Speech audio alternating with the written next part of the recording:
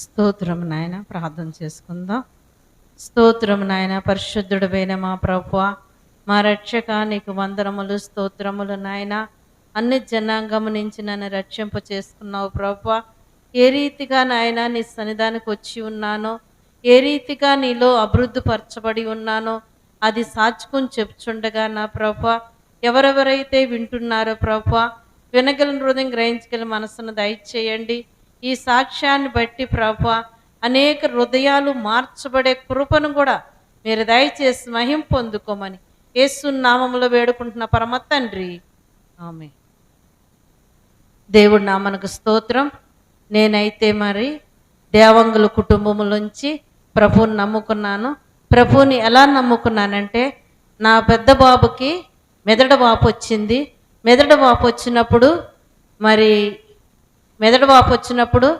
మరి మీ బాబు చచ్చిపోతాడమ్మా, బతకడు అని అన్నారు ప్రైవేట్ ఆసుపత్రిలో. మేము గవర్నమెంట్ ఆసుపత్రికి తీసుకెళ్ళాము. గవర్నమెంట్ ఆసుపత్రికి తీసుకెళ్ళిన తర్వాత అక్కడ కూడా మరి పాలు మామూలుగా తాపుతుంటే తాపించి ఏం కాదన్నారు. వంకాయ కలర్ అయిపోయాడు. మా బాబుని మీరే చంపేశారని నేను చాలా ఏడిశాను. ఏడిసిన తర్వాత ఏం కాదమ్మా అని చెప్పారు. చెప్పిన తర్వాత ఒక సహోదరి వచ్చి ప్రార్థన చేసింది. ప్రార్థన చేసిన తర్వాత నా కొడుకు కనుక సజీవ లెక్కలో ఉంటే నేను యేసుప్రభు నమ్ముకుంటాను అని చెప్పి ఉన్నాను. చెప్పి ఉన్న తర్వాత నువ్వు నమ్ము అమ్మ, దేవుడు కార్యం చేస్తాడన్నాడు. దేవుడు కృప ద్వారాగా నేను నమ్మాను. నమ్మిన తర్వాత నా కుమారుడు, అనేకులు నా బిడ్డ దగ్గర చనిపోయినా నా కుమారుడు చనిపోకుండా ఈ రోజు నాడు 40 సంవత్సరాలు నా కొడుక్కి మరి సజీవ లెక్కలో ఉన్నాడంటే దేవుడు ఉచితమైన కృప. ఆ కృప ద్వారాగా నా కుమారుడు సజీవ లెక్కలో ఉన్నాడు. ఒకప్పుడైతే నాకు ఏమీ లేదు, తినటానికి కూడా తిండి లేదు, కట్టుకుంటానికి వస్త్రం లేదు, మరి నాకు ఏమీ లేదు. మా నాన్నగారు అయితే ఎంతో బాధపడేవారు. మమ్మల్ని పెంచటానికి, పెళ్ళిళ్ళు చేయటానికి కూడా చాలా బాధపడేవారు. అయితే మేము ఒకప్పుడు మరి మా నాన్నకు ఆకలేసినప్పుడు మా నాన్నకి కొంచెం అన్నం పెడతానికి అన్నం లేదు. అన్నం పెట్టమ్మ నానమ్మ, కొంచెం మా నాన్నకి ఆకలి అవుతుందంటే అన్నం లేదు, ఏమి లేదు, వెళ్ళిపోండి అని అన్నారు. అన్న తర్వాత మళ్ళీ మా అమ్మ ఇంటికాడికి వచ్చి, మా అమ్మ దగ్గరికి వచ్చి చెప్పిన తర్వాత, అమ్మ ఈ కుండ తీసుకెళ్ళి టవల్ తీసుకుని వెళ్ళి 4 ఇళ్ళు అడుక్కురమ్మా అని అన్నారు. అడుక్కుని వచ్చాను. అడుక్కొచ్చి పెట్టిన తర్వాత నేను, నా చెల్లి, నా అక్క, నా తల్లిదండ్రి మేము 5గురము తిన్నాము. ఆ రోజు నేను మర్చిపోను. ఎందుకంటే ఆహారం లేనప్పుడు మా బంధువులు ఎవరు పెట్టలేదు, మమ్మల్ని ఎవరు దగ్గరికి చేరతీయలేదు. అయినప్పటికీ ప్రభువా, నేను యేసుప్రభు నమ్మాను. నమ్మిన తర్వాత నమ్మక ముందు నేను అడుక్కుని తిన్నాను. తిన్న తర్వాత ఏమైందంటే మరి ఎవ్వరు మమ్మల్ని చూస్తలేదు. మమ్మల్ని ఒక ఎలివేసినట్లాగా ఉంచేవారు. మా 3 అక్క చెల్లెల్ని మగపిల్లలు పుట్టలేదని మమ్మల్ని చూసేవారు కాదు. అయితే ఎప్పుడైతే యేసుప్రభు నమ్ముకున్నానో నేను ఒకటే మాట అన్నాను, ప్రభువా మేము ఉండటానికి నీడ కావాలా, మేము ఉండటానికి నీడ నాకు కావాలా, మా అమ్మకి కావాలా, మా అక్కకి కావాలా, మా చెల్లికి కావాలా, మా నలుగురికి ఉండటానికి నీడ కావాలా. నీడ లేకపోతే మేము ఎక్కడ ఉండలేము అన్న మమ్మల్ని దేవుడు ఈరోజు కట్టుకుంటానికి వస్త్రం కూడా లేదు. యేసుప్రభు నమ్ముకోక ముందు 25 రూపాయలు వస్త్రము చీర కొనుక్కొని కట్టుకుండేదాన్ని. దేవుడు అట్టి స్థితి నుంచి ఎప్పుడైతే యేసుప్రభు నమ్ముకున్న తర్వాత దేవుడు అంచెలంచెలుగా నన్ను ఆశీర్వదిస్తూనే వచ్చాడు. నన్నే కాక మా అక్కయ్యని, నా కుటుంబం అందరినీ కూడా దేవుడు ఆశీర్వదించుకుంటూ వచ్చాడు. దేవుడు నన్ను అయితే ఎన్నడూ విడిచిపెట్టలేదు. ప్రతి విషయంలో కూడా నా బిడ్డలు చిన్న బిడ్డలైనప్పుడే మరి యేసు ప్రభుని నమ్మిన తర్వాత, మరి ప్రభువా నువ్వు సజీవుడు అయితే ఒక్కసారి నాతో మాట్లాడన్నప్పుడు మా మధ్యలో యేసు ప్రభు అటుపక్క ఇటుపక్క సిలువలు కనపడిన తర్వాత మా ఆడబడుచుకు చెప్పాను. చెప్పిన తర్వాత ఆయనే యేసు ప్రభు అమ్మ, ఆయనే దేవుడు అమ్మ అని అన్నప్పుడు అప్పుడు నేను ఎక్కువగా ప్రార్థన చేయటం మొదలుపెట్టాను. మొదటి దర్శనం ఏంటంటే సిలువ దర్శనం వచ్చింది నాకు. ఆ సిలువ దర్శనం వచ్చిన తర్వాత ఎప్పుడైతే నేను ప్రభువుని నమ్మిన నాటి నుంచి నేటి వరకు నా బిడ్డలు, నా పెద్ద కొడుకు ఎంఎస్సి చదివాడు, 2 బిడ్డలు డిగ్రీలు చదివారు. చదువు కూడా దేవుడు కృప ద్వారాగా నేను చదివించి ఉన్నాను. మరి అదంతా ఏది జరిగినా, ఏది నాకు ఇచ్చినా దేవుడు లేకుండా నాకు ఏది లేదు. అయితే యేసు ప్రభు నమ్ముకున్న తర్వాత దేవుడు నన్ను అంచెలంచెలుగా ఆశీర్వదిస్తూనే వచ్చాడు. ఒకానొకప్పుడు అద్దెళ్లలో ఉంటున్నప్పుడు అద్దెళ్లలో ఉండటానికి చాలా కష్టమైంది.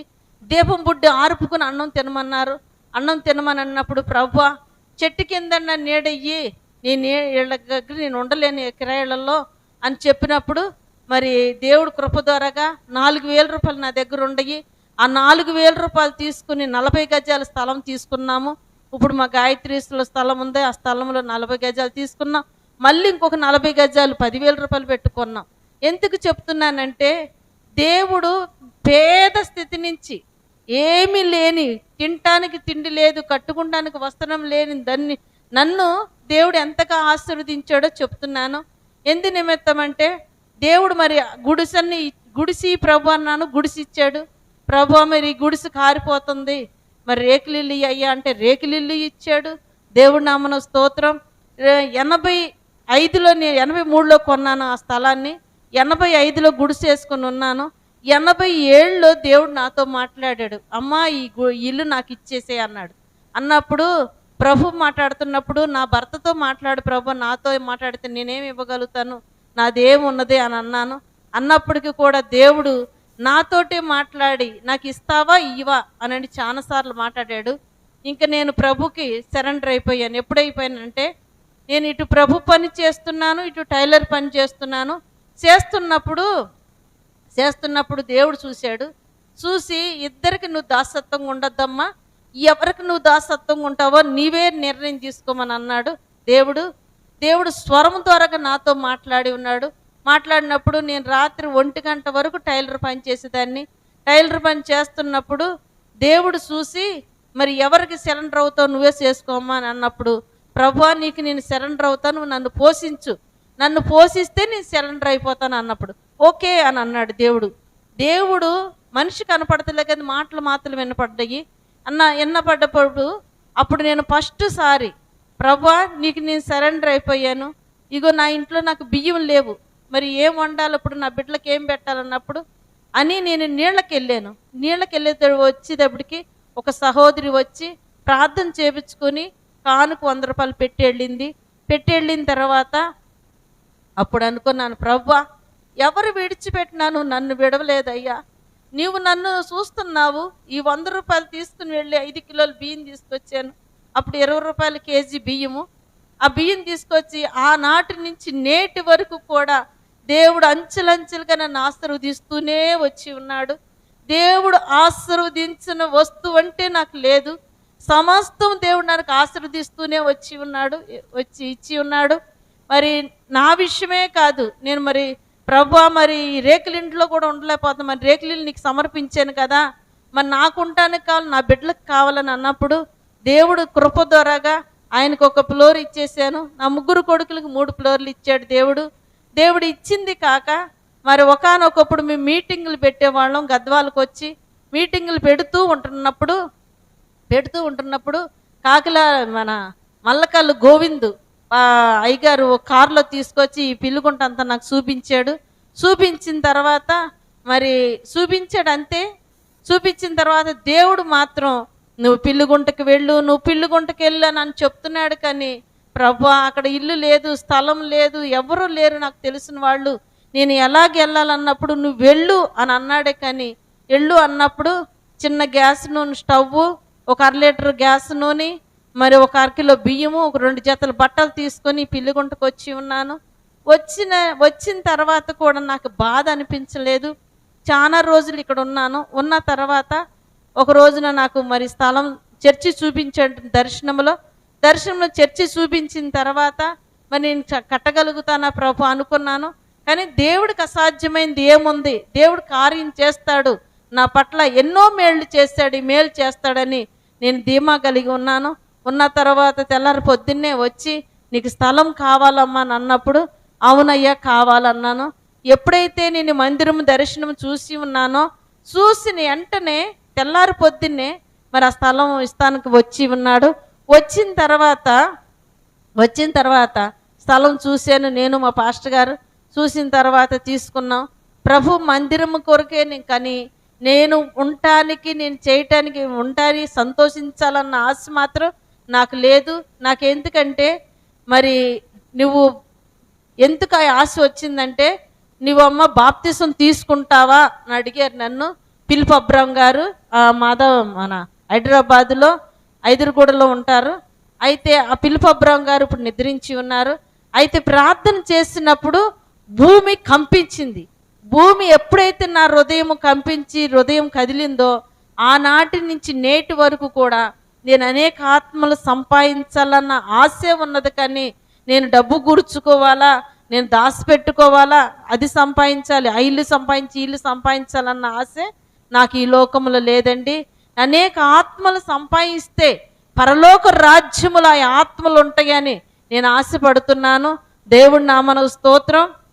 అందు నిమిత్తం అయితే ఎప్పుడైతే నేను బాప్తిసం హౌజులోకి దిగి ఉన్నానో, దిగి పైకి వచ్చానో లేదో, ఆ దిగక ముందే బాప్తిసం ఇవ్వంగానే నేను అనేక ఆత్మలు సంపాదించాలా అన్న హృదయంలో ప్రేరేపు నుండి నేను అనేకుల్ని ప్రభు సన్నిధానికి తీసుకుని వెళ్ళాను.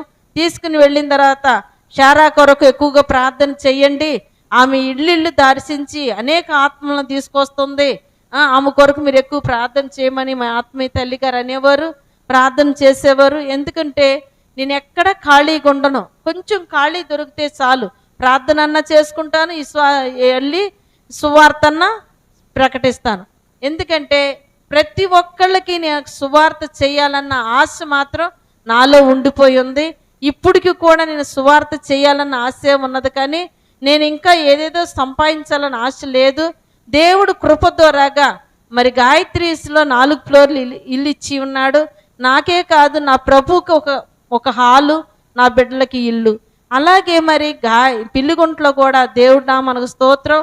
మరి నేను చూసిన దర్శనం నెరవేర్చే కృప దేవుడు దయచేసి ఉన్నాడు. అలాగే మరి 2 మందిరాలు ఇచ్చావు ప్రభా, మరి ఇంకొక మందిరం ఎక్కడ ఇస్తావు? తండ్రి కుమార పరిశుద్ధ ఆత్మ ప్రకారంగా నాకు ఇంకొక మందిరం కావాలి ప్రభా అని అడిగి ఉన్నాను. అడిగి ఉన్నప్పుడు నాకు మరి అలవాళ్ళు ప్రాంతంలో ఒక మందిరాన్ని ఇచ్చాడు దేవుడు. అక్కడ కూడా మరి దేవుడు కృప ద్వారాగా అనేక బిడ్డలు వస్తున్నారు, ఇంకా అనేక బిడ్డలు రావాలని నేను కోరుతున్నాను. ఎందు నిమిత్తం అంటే నాకు ఈ లోకంలో పరుగు పందెమంతా కూడా అనేక ఆత్మలు సంపాదించాలా, అనేక ఆత్మలు ప్రభు సన్నిధికి తీసుకెళ్లాలన్న ఆశే, కానీ అంతకు మించిన ఆశ మాత్రం నాకు లేదు. దేవుడి నామమునకు స్తోత్రం. మరి నా కుటుంబంలో నాకు 3 కొడుకులండి, 3 కోడళ్ళు, 6 మనవరాలు, 1 మనవడు. దేవుడు అంతగా నన్ను కుటుంబాన్ని ఆశీర్వదించాడంటే దేవుడు ఉచితమైన కృప. ఆయన కృప లేనిది ఏ పని చేయలేం. ఈ రోజు నాడు నా పెద్ద కుమారుడు కీబోర్డు వాయిస్తున్నాడు, మరి మాస్టర్ అయ్యాడు. నా 3వ కుమారుడు మరి వుడ్డింగ్ ఫ్లోరింగ్ అని ఒక కంపెనీ పెట్టుకున్నాడు, ఆయన గొప్పగా ఆశీర్వదించబడ్డాడు. 2వ కుమారుడు అయితే మాత్రం పాస్టర్గా ఉండి పాస్టర్ పని చేస్తున్నాడు, సేవ చేస్తున్నాడు. ఎందు నిమిత్తం చెప్తున్నానంటే, నాకు మళ్ళీ ఎవరన్నా ఉంటే ప్రార్థన చేస్తే ప్రార్థనలో దేవుడు ఆశీర్వదించక మానడు. నేను 3 గంటల సమయంలో లేచి ప్రార్థన చేస్తానండి.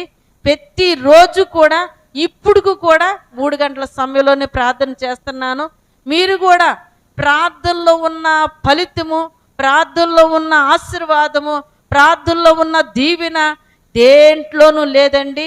ప్రార్థన ప్రార్థన ప్రార్థన ప్రార్థనలో ఉన్న ఆశీర్వాదం నేను చూసి ఉన్నానండి. ఆ ప్రార్థనలో ఉన్న ఆశీర్వాదము ఒకవేళ మీరు వస్తే కూడా నాకు మందిరాలు ఎలాగిచ్చాడో దేవుడు అవన్నీ కూడా మీరు చూడగలుగుతారు.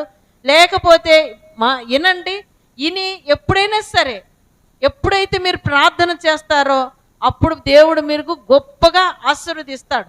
ఆశీర్వదించే దేవుడే, కానీ ఆశీర్వదించకుండా ఆయన చేతుల దగ్గర తీసుకునేవాడు కాదు. మన దేవుడు కనులుండి చూడగలిగిన వాడు, నోరుండి మాట్లాడగలిగిన వాడు, కాళ్ళుండి నడవగలిగిన వాడు, చేతులుండి ముట్టుకొనగలివాడు. కాబట్టి మన దేవుడు సజీవుడు. కాబట్టి మీరు నమ్మండి, దేవుడు ఇది సజీవ సాక్షికము. నేనేమైనా అబద్ధం చెబితే మాకేళ మా అమ్మ కూడా బతికుంది, ఆమె కుండ ఇచ్చిందో లేదో తెలుసుద్ది, ఆమె టవల్ ఇచ్చిందో లేదో తెలుసుద్ది మీరు చూస్తే. ఎందు గురించి అంటే మా అమ్మ అలా పంపించిన నాటి నుంచి నేటి వరకు కూడా నేను ఎవ్వరు చేరదీయకపోయినా సరే నేను ప్రభువునే అత్తుకొని జీవించాను. ప్రభువుని అత్తుకొని జీవించినందుకు దేవుడు నాకు ఈ నేటి వరకు కూడా ఏమి కావాలంటే నాకన్నా ముందుగా ఆయన తెలుసు కాబట్టి ముందుగా నాకు ఇచ్చివేస్తున్నాడు. దేవుడి నామన స్తోత్రం. ఈ రోజు నాడు మరి ఎక్కడ దాకా ఎందుకు బాప్తిస్మం అబుజు కట్టాలని ఆశ కలిగి ఉన్నాను.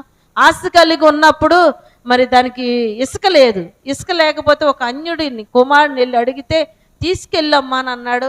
తీసుకెళ్ళమ్మా అన్న తర్వాత వచ్చి చేశాను. దేవుడు ప్రతి విషయంలో కూడా నా పట్ల దేవుడు కార్యములు చేస్తున్నానే ఉన్నాడు, కానీ చేయకుండా అయితే లేడు. ఇంకా దేవుడు కృప ద్వారాగా బోరు కూడా వేస్తాడు. ఎందుకంటే దేవుడిని నమ్మి ఉన్నాను. నా దేవుడు సజీవుడు, జీవం కలిగిన దేవుడిని నమ్ముకున్నాను. దేవుడు నామనకు స్తోత్రం. కాబట్టి అనేక అద్భుతమైన కార్యాలు నేను చూస్తున్నాను. ఈ సాక్షికి విన్న వాళ్ళందరూ కూడా అనేక అద్భుతమైన కార్యాలు మీరు చూస్తారని నమ్మి మీకు నేను మాట్లాడుతున్నాను.